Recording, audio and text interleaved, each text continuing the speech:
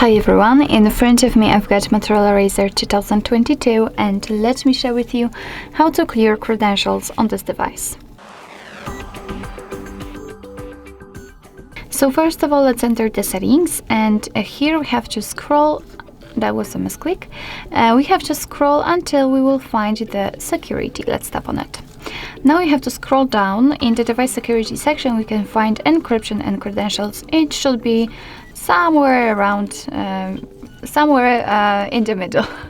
Let's tap on encryption and credentials, and as you can see, almost at the very bottom we've got clear credentials option, so let's tap.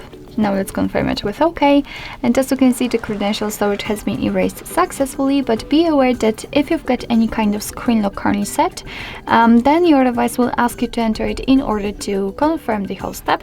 And as you can see here, we've got also the evidence that we successfully removed the credentials because this option is unavailable. So basically that's all. This is how to remove certificates in your Motorola Razr 2022.